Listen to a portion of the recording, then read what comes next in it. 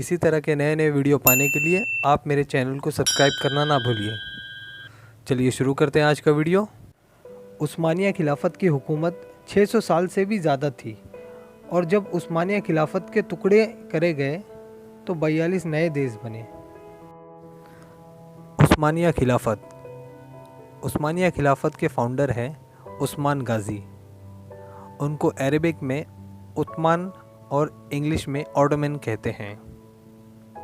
खिलाफत उस्मानिया हिस्ट्री में सबसे बड़ा और सबसे लंबा चलने वाला स्टैब्लिश एम्पायर के रूप में पहचाना जाता है। हम स्टार्ट करते हैं सन 1258 से। सन 1258 में जब खिलाफत अब्बासिया का तातरियों के हाथ कत्ले आम के साथ खात्मा हुआ और उनके आखिरी अब्बासी खलीफा मुस्तासिम बिल्ला को जानवरों की खाल में लपेटकर घोड़े दौड़ाकर कुचल के मार दिया गया। ये तातरी कौम एक्चुअल में मंगोलियन फौज में एक ग्रुप था तातर, आप उनको मंगोलियन भी कह सकते हैं। बाद में यही तातरी कौम मुसलमान हो गई और तुर्क नस्ल के नाम से फेमस हुई। इन्हीं तुर्कों में फिर 3 शाही खानदान अलग अलग इलाकों में अपनी हुकूमत बनाई। पहली तुर्क ने तैमूरी, जिसकी नस्ल से बाबर पैदा हुआ और भारत में मुगल साम्राज्य की बुनियाद रखी। दूसरी तुर्क ने शफवी, जिसकी हुकूमत ईरान में कायम हुई। और तीसरी और सबसे अहम तुर्क ने सल्जूकी। इस खानदान की बहुत मजबूत हुकूमत तुर्की में कायम हुई, सिर्फ कुस्तुनतुनिया को छोड़। कुस्तुनतुनिया को इंग्लिश में कॉन्स्टेंटिनोपल भी कहते हैं और जो मौजूदा वक्त में वो शहर का नाम है इस्तांबुल। कुस्तुनतुनिया अभी भी बैजेंटाइन एम्पायर के कब्ज़े में था और वो उनका हेडक्वार्टर भी था। वक्त के साथ जब सल्जूकी हुकूमत कमज़ोर होने लगी तो कई छोटी छोटी रियासतों में बँट गई और हर रियासतों का अपना एक सुल्तान हो गया। और फिर आसपास के छोटे सुल्तान सल्जूकी सुल्तान पर हमला करने लगे और सल्जूकी हुकूमत का लगभग खात्मा हो ही गया था। इन्हीं छोटी छोटी रियासतों में वेस्ट अनातोलिया रियासत का सुल्तान था अल तुगरल बेग। एक दिन अल तुगरल बेग अनातोलिया की तरफ आगे बढ़ रहा था तो उसने देखा कि 2 छोटी छोटी फौज जंग कर रही थी और उसमें से एक फौज लगभग हार ही चुकी थी। तो अल तुगरल बेग ने अपने 400 घोड़सवारों को मैदान में उतार दिया और उसने उस हारती हुई फौज का साथ दिया और जंग जीत ली। और अल तुगरल बेग ने जिस फौज का साथ दिया था वो सल्जूकी थे। बाद में सल्जूकी सुल्तान ने अल तुगरल बेग के बेटे के साथ अपनी बेटी का निकाह कर दिया और उसके बाद सल्जूकी सल्तनत का बचा हुआ हिस्सा भी अल तुगरल बेग के साथ हो गया। ये सन 1288 का वाक़या है, 1288 का वाक़या है। अल तुगरल बेग के बाद उसका बेटा उस्मान बेग सुल्तान बना। सन 1299 में उसने उस्मानी साम्राज्य की बुनियाद रखी। इसी को इंग्लिश में ऑटोमन एम्पायर कहते हैं। 15वीं सेंचुरी और 16वीं सेंचुरी में उस्मानी सल्तनत फैलना शुरू हुई और उसी दौरान यूरोप और एशिया के बीच के जो बिज़नेस रूट का रास्ता था उस पे इनका कंट्रोल होने की वजह से उस्मानी सल्तनत बहुत मजबूत हो गई। सन 1453 में सुल्तान मोहम्मद फ़ातेह ने कुस्तुनतुनिया की तरफ आगे बढ़े और कुछ दिनों की लड़ाई के बाद कुस्तुनतुनिया फतेह कर लिया, जिसको अभी तक बैजेंटाइन एम्पायर का हेडक्वार्टर चला रहा था। इसमें एक बात और गौर करने वाली है कि बैजेंटाइन एम्पायर में 2 ग्रुप था, एक रोमन कैथलिक और दूसरा ग्रीक ऑर्थोडॉक्स। इनमें आपस में बहुत झगड़े थे और रोमन कैथलिक ग्रीक ऑर्थोडॉक्स को हमेशा दबा कर रखते थे।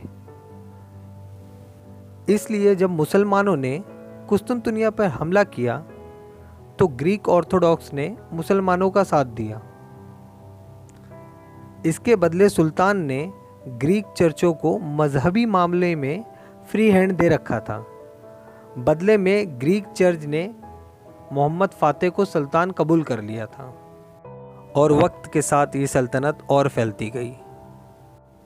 सन 1512 से सन 1520 में उस वक्त का सुल्तान था सुल्तान सलीम। सुल्तान सलीम ने फारस के शफवी ख़ानदान के शाह इस्माइल को हराया और उसके बाद मिस्र में सुल्तानी सल्तनत कायम हुई।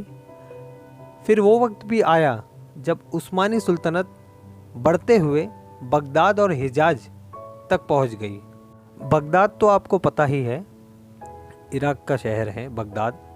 और हिजाज में अरब का बहुत सा हिस्सा आता है, सऊदी अरब का। उसमें मक्का शरीफ और मदीना शरीफ भी आता है। तब जाकर उस्मानी सल्तनत खिलाफत उस्मानिया में तब्दील हो गई। जब सन 1453 में सुल्तान मोहम्मद फातेह ने कुस्तुनतुनिया फतेह किया था तो ग्रीक ऑर्थोडॉक्स ने उनका साथ दिया था। इसलिए सुल्तान मोहम्मद फातेह ने ग्रीक चर्चों को ऑटोमनी दे रखी थी। इसके अलावा भी जितनी मस्जिद मोहम्मद फातेह ने बनवाई थी उतनी ही चर्च भी बनवाए थे सरकारी खर्च पर। उस्मानी सल्तनत ने कानून बनाया हुआ था, ईसाई आबादियों से भी फौज में भर्ती कंपलसरी है, जबकि ये इस्लामी उसूलों से ज़रा हटकर पॉलिसी थी। उसके बाद युगोस्लाविया के कई इलाके से बड़ी तादाद में फ़ौज में भर्ती की गई। जब ये फ़ौजी मुसलमानों के साथ घुल मिल कर रहने लगे तो इस्लामी मालूमात से भी वाकिफ़ होने लगे। नतीजा ये हुआ कि बोस्निया शहर में एक साथ 10,000 की आबादी मुसलमान हो गई। जैसे जैसे वक्त गुजरता गया बोस्निया शहर में मुसलमान की आबादी बढ़ती गई। इससे आसपास मौजूद रोमन कैथलिक और रशियन ऑर्थोडॉक्स ईसाइयों में मुसलमानों की नफ़रत जोर पकड़ने लगी। जब तक उस्मानी खिलाफत उरूज पर रही, इन ईसाइयों में हिम्मत नहीं हुई कि किसी तरह इन पर हमला करने की सोचे। मगर जब उस्मानियों में कमज़ोरी आने लगी तो ईसाइयों ने मुस्लिम आबादियों पे हमला करने लगे। जब उस्मानी खिलाफत उरूज के बाद ढलान से गुज़र रही थी तो रूसियों ने हमला करना शुरू कर दिया और सन 1853 में बाकायदा रूसियों से जंग का सिलसिला शुरू हो गया। उस्मानी खिलाफत के इलाकों में मौजूद रशियन ऑर्थोडॉक्स ईसाइयों के दिल में मुसलमानों की शदीद नफ़रत घुसी हुई थी। ये रूसियों की मदद करते थे। इसके नतीजे में सन 1911 की मशहूर बल्कन वॉर हुई, जिसमें उस्मानियों की हार हुई और बोस्निया, क्रोएशिया वगैरह की रियासत रूस के कब्ज़े में चली गई। मगर इस जीत से भी रूसियों को तसल्ली नहीं हुई। इधर उस्मानी अपने खोए हुए हिस्से वापस पाना चाहता था। फिर यूरोप की पॉलिटिक्स में ऐसा भूचाल आया कि सन 1914 में फर्स्ट वर्ल्ड वॉर शुरू हो गया। इसमें उस्मानी सल्तनत ने जर्मनी और इटली के साथ मिलकर धुरी राष्ट्र का मोर्चा बनाया। बहरहाल इस जंग में धुरी राष्ट्र की बुरी तरह हार हुई और सबसे ज़्यादा नुकसान उस्मानी खिलाफत को उठाना पड़ा। इसके नतीजे में उस्मानी खिलाफत के टुकड़े टुकड़े कर दिए गए। कुछ इलाके ब्रिटेन के कब्ज़े में गए और कुछ फ्रांस के इलाके में गए, मगर सबसे ज़्यादा रियासतें रूसियों के कब्ज़े में गई, जो कि अब सोवियत संघ बन चुका था। ये तमाम रियासतें 1989 में सोवियत यूनियन के बिखरने के बाद रशिया से आज़ाद हुई, बल्कि दागिस्तान और चेचनिया तो अब भी रशियों के कब्ज़े में है, जो कि सभी उस्मानिया खिलाफत का हिस्सा था। अगली वीडियो में हम देखेंगे कि उस्मानिया खिलाफत का खात्मा कैसे हुआ और तुर्की मुल्क कैसे बना। मेरा वीडियो आपको पसंद आया है तो मेरे चैनल को ज़रूर सब्सक्राइब करिए। तब तक के लिए खुदा हाफिज़।